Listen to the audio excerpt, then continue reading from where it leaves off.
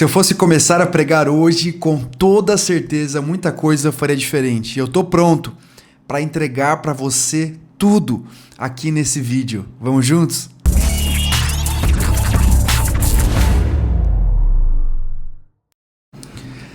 Primeiramente, seja muito bem-vindo ao nosso canal. Esse canal tem o objetivo de ajudar você, trazendo instruções, capacitação, ensino, desenvolvimento para o eixo pessoal, ministerial e profissional.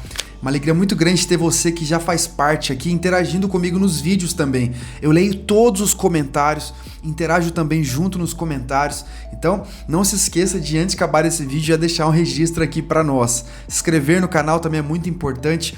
E o conteúdo que nós vamos disponibilizar hoje, sem sombra de dúvida, vai ajudar muito. Se eu tivesse alguém que no começo do meu ministério estivesse sentado comigo numa mesa e do outro lado me instruísse nesses pontos que eu vou trazer para você, com certeza eu teria poupado muito dos meus esforços, teria aproveitado muito melhor as oportunidades. Eu não estou falando como alguém que já alcançou, eu estou falando como alguém que está caminhando. São 20 anos pregando, 20 anos ministrando. Tenho a oportunidade de vir de uma família pastoral, ser a quarta geração de pastores da minha casa, então pregação é algo que eu estou convivendo desde a minha infância. Fiz a minha faculdade, o TCC, escrevi sobre pregação.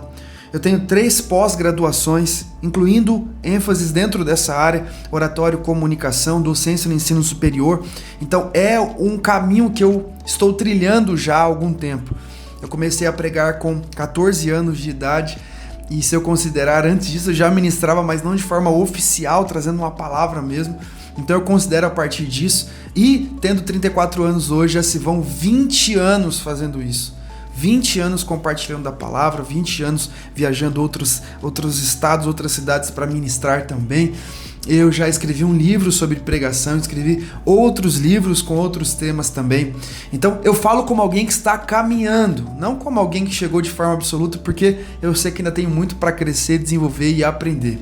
Mas nesses 20 anos ministrando, ou também nas experiências práticas de vida, ouvindo os meus pais, os pastores que foram influentes na minha vida, eu consegui linkar algumas coisas que eu julgo ser extremamente importante para você que está começando, ou para você que já começou, se sente cansado, ou quer crescer, dar o próximo passo e ir para o próximo nível. Fique comigo nesse vídeo aqui. Já deixou o like? Aproveita para deixar o like aqui. Eu vou dar a você 5 conselhos e o último é revolucionário. Eu tenho certeza que será poderosíssimo para você.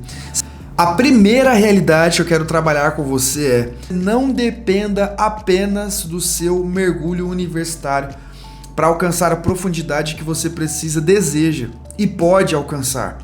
Olha só, tem muita gente que acha que o que vai resolver a vida dela é fazer uma formação clássica, quer fazer uma faculdade, uma pós-graduação.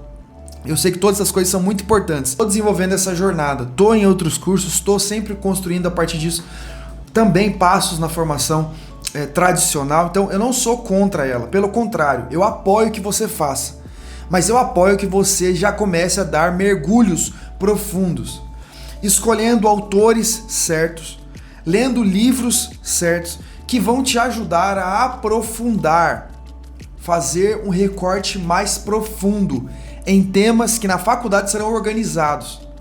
Então, a faculdade, embora muito excelente, não resolve o seu problema. E ela não vai trazer a profundidade que sua vida precisa se você não buscar isso de uma forma intencional.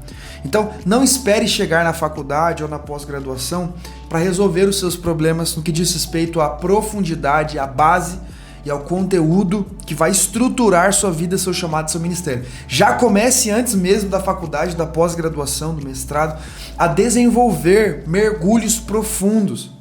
Então, pegue autores que sejam relevantes. Não leia qualquer livro. Selecione melhor os seus livros e leia livros específicos e intencionais.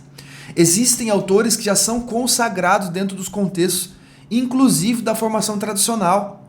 E você pode pegar esses autores e já começar o mergulho lendo as suas obras, fazendo suas pesquisas e analisando a partir disso contextos que vão fortalecer as suas bases e as suas estruturas. Você chega na sua formação tradicional já com outro nível. Você não depende dela para aprofundar as suas bases. Ela vai te ajudar a organizar. Talvez a palavra que mais defina a formação tradicional para mim seja essa. é uma organização, ela é um sistema organizador dos conteúdos que você está administrando. Olha só, eu digo a você, tá? Uma formação clássica, tradicional, é importantíssima, mas ela não vai dar a profundidade que sua vida precisa. Se atente a isso.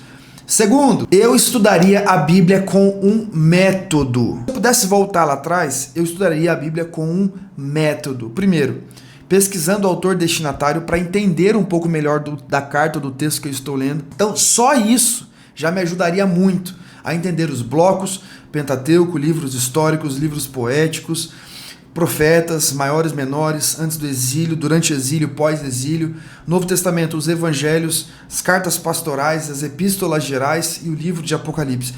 Se você estiver pensando os blocos, pensando o autor, pensando o destinatário, a sua leitura ganha outro nível de profundidade. Então tudo isso abre completamente a visão para você ler o texto, conseguindo extrair muito mais do texto do que propriamente uma leitura solta. Então, ler a Bíblia com um método. Deixa eu trazer um para você aqui, tá? O que me ajudou muito na minha jornada é o que eu indico, tá? Primeiro, se você nunca leu a Bíblia, comece primeiro no Novo Testamento, leia todo o Novo Testamento, depois vai para o Antigo. É uma das formas de leitura que eu indico para você que está começando. Segundo, eu coloco um marcador de texto para o meu cérebro fixar ali. Então, eu consigo treinar a minha mente para ficar presa no texto quando eu estou com o marcador marcando o texto, tá? Terceiro, tem um caderno para você anotar as suas dúvidas. Quarto, tem alguém para tirar as suas dúvidas, é muito importante. E quinto, selecione uma versão que se conecte com a realidade que você está e o nível que você está. Se está começando, você pode fazer uma leitura numa versão mais contemporânea, tá? NTLH, a NVI, eu não gosto muito da NVI, eu gosto mais da NTLH, mas você pode pegar a NVI, NTLH, fazer leituras mais contextuais. Terceiro ponto que eu quero trabalhar com você, eu blindaria melhor as minhas emoções. Por quê? Tanto a crítica, quanto a oposição, quanto o elogio podem destruir ou ferir, ou machucar, ou fazer sofrer demasiadamente alguém que não tem o controle de suas emoções. Então, eu sofri inúmeros tipos de preconceito por ser um jovem pregador. A pouca idade, o julgar de inexperiência para estar naquela função, o olhar das pessoas que me mediam de cima para baixo. O que será que esse jovem tem para me ensinar? Eu já estava trilhando uma jornada, mas ainda havia muito preconceito. Eu me lembro que uma ocasião eu cheguei para ministrar e o rapaz estava na portaria, o obreiro, sabe aqueles obreiros todos fechados assim? E eu preguei muito na Assembleia de Deus porque é a minha base.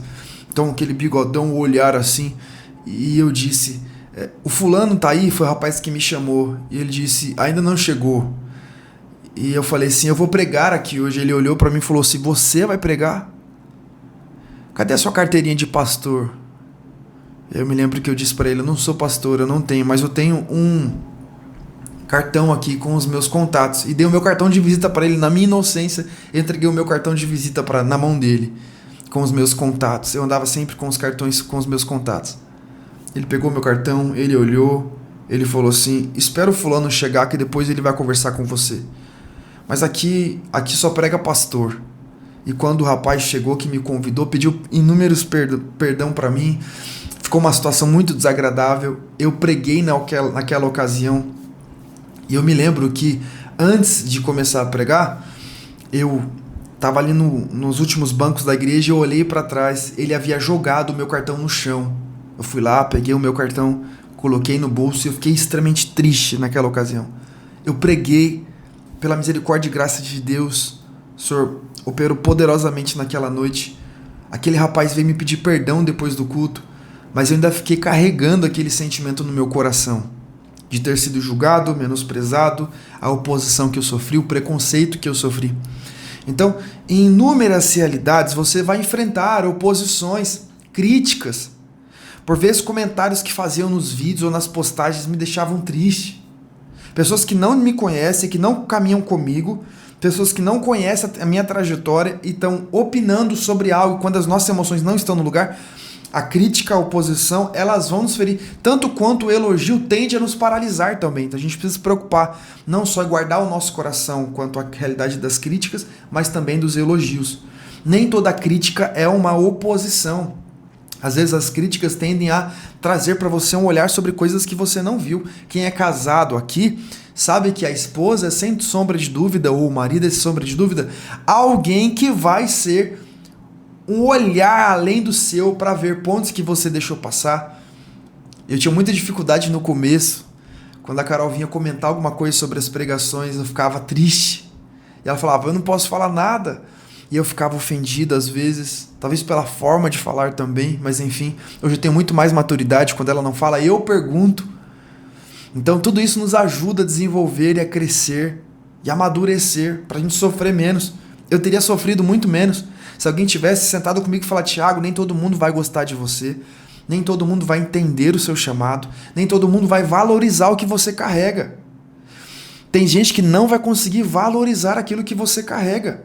E tá tudo bem, você não pode paralisar porque alguém não conseguiu reconhecer o valor daquilo que você carrega. Você precisa continuar, você precisa prosseguir.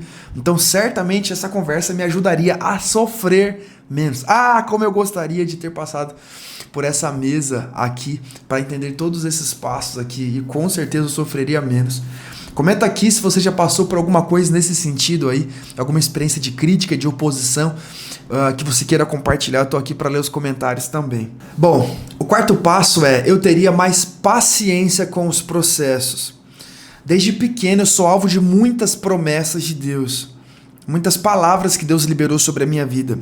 Em uma ocasião eu me lembro que eu casei, e nos primeiros anos vivendo aquela expectativa de que a promessa de Deus se cumprira na minha vida, e o Senhor sempre falava comigo de realidades muito grandes que eu viveria, e eu preso numa realidade assim, cotidiana, onde nada estava mudando, e eu não via realidades alternando, e eu me entristecia a ponto de eu passar uma noite toda em claro. No outro dia, os meus pais, que são meus pastores, também foram em casa, e eu estava muito mal. Meu pai dizia, Thiago, mas isso é aquilo que Deus prometeu, for para daqui 20 anos, 30 anos, 40 anos. Eu falava, pai, eu não quero viver isso. Se for para me ver no final da minha vida, se for para me ver já não tendo mais força para fazer o que eu quero fazer, vigor para fazer o que eu quero fazer, eu não consegui entender a dimensão do que é. Quando Deus faz uma promessa, não é apenas sobre destino, é sobre a construção de quem você está se formando ao longo até chegar lá. Hoje eu tenho completa dimensão e eu entendo racionalmente a importância não só de Deus falar sobre um destino, mas de Deus me dar a oportunidade de, ao longo desse processo, viver a construção daquilo que Deus prometeu. Então, a promessa de Deus nunca é apenas sobre um destino, mas quem você se torna até chegar nele. Então, hoje eu tenho uma cabeça e maturidade para te dizer, não queira acelerar processos que não podem ser acelerados. O quinto e último passo, sem dúvida, foi importantíssimo para mim e uma virada de chave para minha mente, para minha vida e para o meu chamado. Uma viagem que eu fiz para o sertão da Bahia mudou para mim um antes e depois da minha história. Foi no sertão da Bahia que eu tive uma oportunidade de pregar para quase 200 pessoas, numa região, num povoado, onde aquele povoado tinha quase 200 pessoas. Então estava todo aquele povoado reunido ali. Não tinha um som bom, iluminação era muito precária, era uma ou duas lâmpadas para todas aquelas 200 pessoas, não tinha estrutura, parede, teto, não, era aberto, um local aberto, era uma casa, a gente estava numa realidade muito precária. Depois de ter viajado de ônibus, uma realidade extremamente pobre no sertão da Bahia, reunido todas aquelas pessoas, eu tive a oportunidade de pregar naquela ocasião. E eu pensei na melhor mensagem que eu poderia trazer, daquilo que Deus gostaria que eu compartilhasse com elas. Eu orei ao Senhor por aquela ocasião, eu pedi ao Senhor uma palavra para aquela ocasião, mas eu não me atentei a um detalhe. No meio da pregação, eu estava pregando sobre Lucas 5. Jesus estava no mar e a pesca. Eu falando sobre mar, o mar. E as pessoas não estavam interagindo, eu não estava sentindo conexão com as pessoas. E eu fiz uma pergunta. Pessoal, quem aqui nunca foi na praia? A maioria delas levantou a mão. Qual é a praia mais perto que tem aqui? 8 horas de viagem. Lá eles tinham um rio, que era o Rio São Francisco. Que eu poderia ter usado o Rio São Francisco em muitas outras ocasiões. Eu saí tão frustrado daquela noite. Depois de ter percebido isso, foi para mim uma vergonha. Eu não ter entendido a conexão com aquelas pessoas. Pregar para pessoas simples foi muito mais difícil e complexo para mim do que pregar nos campos universitários ou nas igrejas. Eu percebi naquela ocasião que eu não tinha repertório suficiente para aquela ocasião.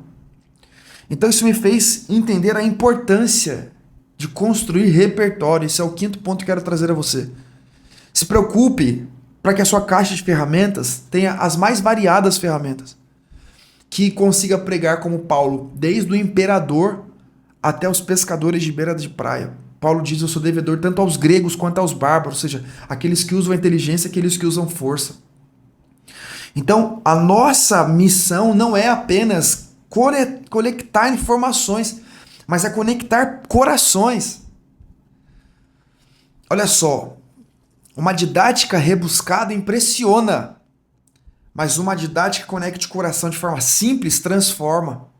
Então é melhor, ao invés de você impressionar as pessoas ali, ninguém entender o que você está falando, você conectar ao coração delas. Então hoje eu entendo que, se eu vou para um contexto, qual é a comida local desse povo? Qual é a realidade demográfica, geográfica? Quais são aquilo que eles vivem cotidianamente? E eu vou buscar repertório.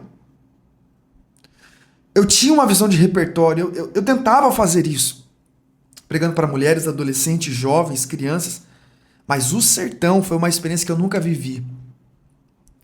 Então, aquela experiência marcou minha vida. E o quinto passo que eu diria para você é: aumente o seu nível de repertório. Seja linguístico, seja de conexões com pessoas, seja de informações, conteúdos. Informação e conteúdo a gente já vê a necessidade. Agora, aumentar o repertório de conexão com as pessoas, vocabulários, aumentar o repertório de conexão. Então, esses 5 pontos mudariam completamente o jogo para mim se no começo alguém sentasse numa mesa como essa para me passar. Eu espero que esse conteúdo tenha abençoado a sua vida. Aproveita para compartilhar esse conteúdo com alguém. Se você não é inscrito, se inscreva aqui no nosso canal também. Nós estamos para bater os primeiros 1000 inscritos e você faz parte desse começo comigo. E que bom ter você desde o começo. Vai poder dizer: eu estou desde o comecinho do canal. Porque esse é o meu sentimento. A gente está começando uma jornada por agora. Estou muito feliz que você está aí. Vamos juntos. Que Deus abençoe você. Até a próxima.